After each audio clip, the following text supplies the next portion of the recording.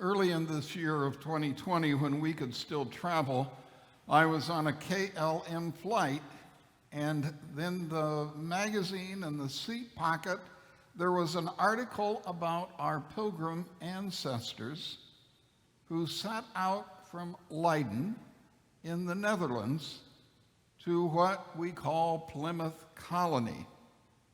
And that was in 1620. And now that it was 2020, we were celebrating the 400th anniversary of the founding of the colony. The people who set out from Holland were religious exiles from England who wanted to separate from the Church of England and form their own church and run it the way they saw fit. They believed that the congregation should make all pertinent decisions about their common life, not bishops, not kings, not popes. We count this group among our spiritual ancestors, and it is not for nothing that we have a Plymouth room down off the Sun Cafe in our church. And so while our songs and readings are all about Thanksgiving, this sermon will be some observations about the history and the heritage of our church. And goodness knows, the pilgrims are connected with the Thanksgiving holiday. So our confirmation class was meeting last Thursday evening. We had thought we were going to meet together in masks and socially distanced, but we decided it was safer to meet by Zoom. And we were taking turns reading a booklet about the United Church of Christ. And Becca Peterson was showing this booklet as a screenshot. It's a short book, so it only stresses big ideas. And here are three of the big ideas from that booklet. Christ is the sole head of the church. We emphasize justice and peace. And the UCC is progressive in its thought. Sole head. One of the big ideas of the United Church of Christ is taken directly from our congregational heritage, and it is our congregation is a community of Christians under Christ as the sole head of the church. I explained to the class that while it sounds pretty plain vanilla to say Christ is the head of the church, it was like in the church in the New Testament when believers said Jesus is Lord. And the implication is Jesus is Lord and Caesar, you are not Lord. So by saying Christ is the sole head of the church, our founders were saying the bishop is not the head of our church. The king is not the head of our church. The presbytery is not the head of our church. Christ alone is the head of our church. I told them that it was like saying, you ain't the boss of me, and they like that. But if the congregation is the group that makes the decision, that means that they're also the ones with a lot of responsibility and a lot of work to do. Democracy is a lot of work and a lot of responsibility. And we are certainly seeing this in the midst of a pandemic as our church council tries to figure out how to do what we ought to do. My friend is a pastor of an Episcopalian church in another state, and she said, so the bishop said that all the churches would be closed, so we are closed. No worship, no office. But you could tell that she is a UCC pastor at heart because she said, So we moved our mission activities to the parking lot, and we are feeding the homeless every day. So while our church council had a lot of work to do to decide how do we worship and how do we do our office and who works from home and how many people can we have in the building, can we do Sunday school, how do we do extra cleaning, some denominations can simply defer to their bishop. The bishop said this, so we'll do this. How do we get a minister? So, some of you may remember that I am a Methodist, and in the Methodist system, the bishop assigns ministers to churches. My first assignment after seminary was to 2 rural churches in the Central Valley of California. My bishop said, take 2, they're small. It was quick, but not altogether accountable.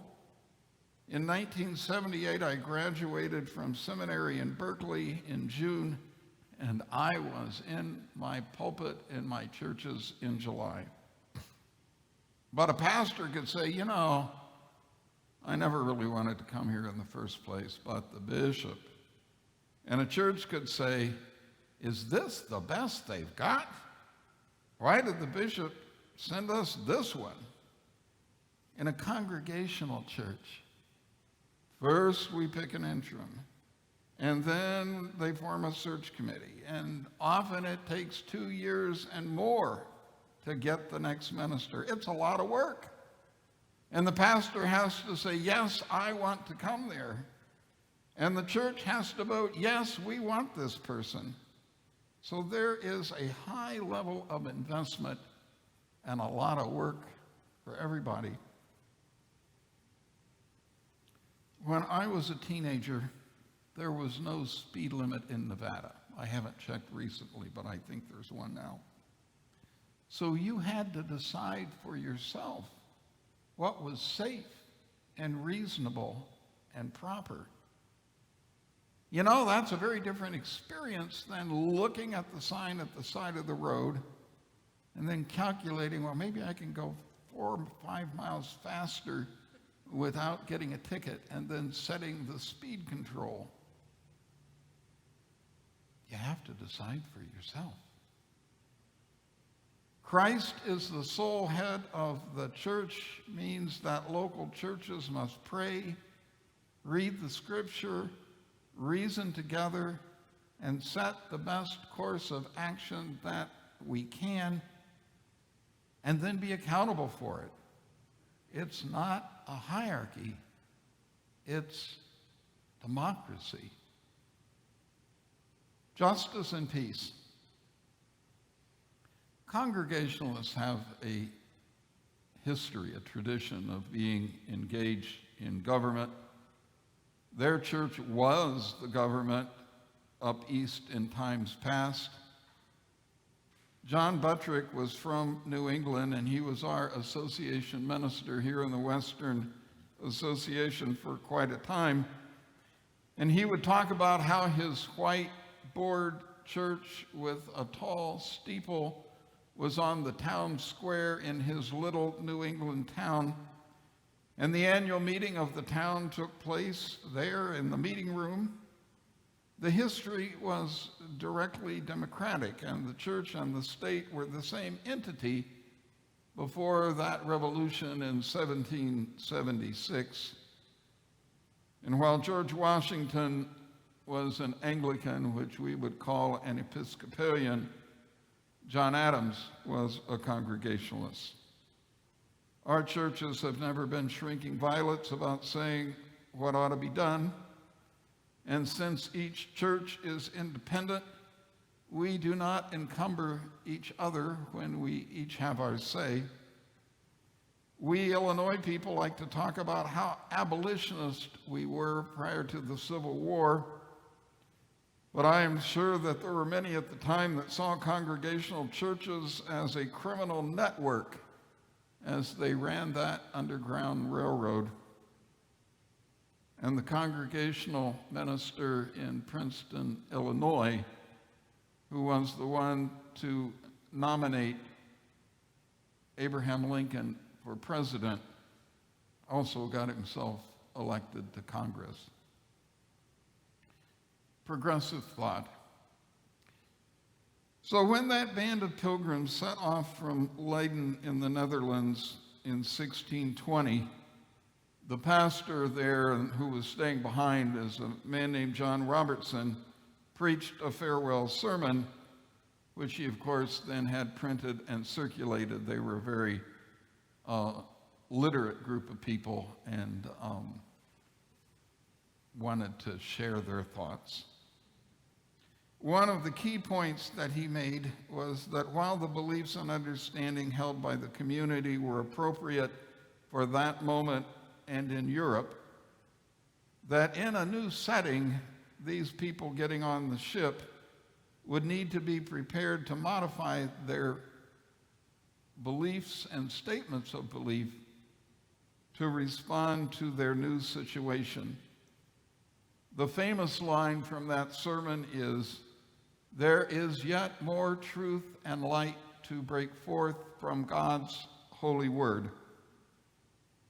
This was part of the sermon. So it was not a matter of making stuff up willy-nilly, but rather reading the scripture and prayerfully reasoning together that they should use to appropriately adapt and change with the times.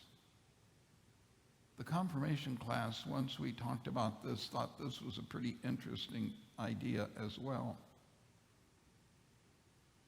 The notion of adapting and changing is actually a somewhat unusual idea in religious circles, and particularly when you consider this was 1620. Many religious groups set themselves about trying not ever to change, and that for them is a hallmark, something they think is really good. So while the United Church of Christ was formed in 1958, that was the beginning of a trend. Others, like Lutherans, Presbyterians, and Methodists, united in the years thereafter. Some wags who study church history call this the era of the urge to merge. So, in 1968, the United Methodist Church was formed, and one of the bumps in the road in that merger was that included two church groups, each with unamendable articles of religion. And when you became a minister in that church, you had to kind of like affirm those and say you would never change them. But the problem was they weren't consistent with each other. Well, they appointed a theological study commission who decided that while they could not be amended, they could simply be published as historical documents and footnoted. So they were able to move on. The John Robertson, "There is yet more truth and light to break forth from God's holy word," is the basis for what we call the God is Still Speaking initiative of a few years back. And it is really a distinctive idea, and I think true and also liberating. But this too requires a lot of work, because it doesn't do any good for God to still be speaking if we aren't ready to do some listening.